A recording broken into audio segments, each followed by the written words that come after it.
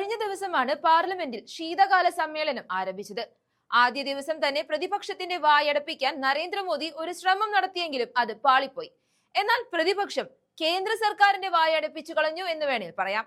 കഴിഞ്ഞ പാർലമെന്ററി സമ്മേളനം മുതൽ ഇതുവരെ സർക്കാർ നടത്തിയ ഓരോ അനീതികളെയും എണ്ണി എണ്ണി ചോദ്യം ചെയ്യുകയായിരുന്നു പ്രതിപക്ഷം. അതേസമയം കേന്ദ്ര സർക്കാരിനെതിരെ പ്രതിപക്ഷം എന്ത് പ്രതിഷേധങ്ങൾ ഉയർത്തിയാലും എന്ത് നടപടികൾ എടുത്താലും അതിനെയൊക്കെ നിരന്തരം കുറ്റപ്പെടുത്തിക്കൊണ്ടിരിക്കുന്ന ശശി തരൂർ ഇത്തവണയും പതിവ് തെറ്റിച്ചില്ല.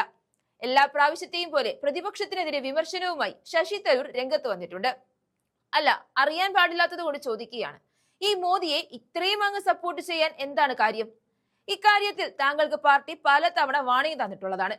എന്നിട്ടും ഇങ്ങനെ മോദിക്ക് അനുകൂലമായി പ്രസ്താവനകൾ ഇറക്കുന്നുണ്ടെങ്കിൽ അതിൽ എന്തോ കാരണമുണ്ടാകും. ഇത്തവണ പാർലമെന്റിലെ പ്രതിപക്ഷ പ്രതിഷേധത്തിനെതിരെയാണ് ശശി തരൂർ രംഗത്ത് വരാൻ കാരണമായത്. പ്രതിപക്ഷം പാർലമെന്റിൽ നിരുത്തരവാദിത്വപരമായി പെരുമാറുന്നു, ചർച്ചകളിലൂടെ സർക്കാരിനെ വെല്ലുവിളിക്കുന്നതിന് പകരം ബഹളം വെച്ച് നടപടികൾ തടസ്സപ്പെടുത്തുന്നു എന്നൊക്കെയാണ് ശശി തരൂർ ഉന്നയിക്കുന്ന ആരോപണങ്ങൾ. എന്നാൽ ശശി തരൂർ, താങ്കളോട് ഒരു ചോദ്യം. കേന്ദ്ര സർക്കാരിന്റെ നേതൃത്വത്തിൽ നടത്തിയ വോട്ട് ചോരി നമ്മുടെ രാജ്യം കണ്ടതാണ്.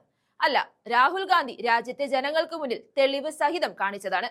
ഇത് പാർലമെന്റിൽ ചോദിച്ചതാണോ ഇത്ര വലിയ അപരാധമായി താങ്കൾ കാണുന്നത്?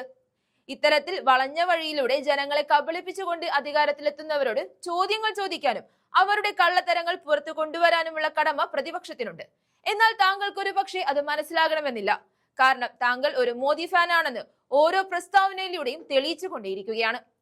അതുകൊണ്ട് താങ്കൾക്ക് പ്രതിപക്ഷത്തെ എതിർത്ത് സംസാരിക്കാനോ അവർക്കെതിരെ വിമർശനങ്ങൾ ഉന്നയിക്കാനോ യാതൊരു അവകാശവുമില്ല. സത്യം പറഞ്ഞാൽ താങ്കൾ കോൺഗ്രസിൽ തുടരാൻ തന്നെ യോഗ്യനല്ല എന്ന് വേണം പറയാൻ. പ്രതിപക്ഷം ഒറ്റക്കെട്ടായി നിന്നാൽ മാത്രമേ രാജ്യത്ത് BJP സർക്കാർ നടത്തിക്കൊണ്ടിരിക്കുന്ന കൊള്ളരുതായ്മകൾ പൂർണ്ണമായും തടസ്സപ്പെടുത്താൻ പറ്റുള്ളൂ. രാജ്യത്തെ ജനങ്ങളുടെ ആവശ്യങ്ങളും മറ്റു വിഷയങ്ങളും ചോദിക്കുന്നത് നാടകമല്ല, ഇത് ഉത്തരവാദിത്വമാണെന്നാണ് പ്രിയങ്ക ഗാന്ധി കഴിഞ്ഞ ദിവസം പാർലമെന്റിൽ പറഞ്ഞത്. വോട്ട് ചോരി പോലെ പ്രധാനപ്പെട്ട വിഷയമായിരുന്നു സഞ്ജാ സാത്തി ആപ്പ്. ജനങ്ങളുടെ സുരക്ഷയ്ക്കും സ്പാം കോളുകൾ തടയാനുമായിട്ടാണ് ഇത് പുറത്തിറക്കുന്നതെന്ന് പറയുന്നു.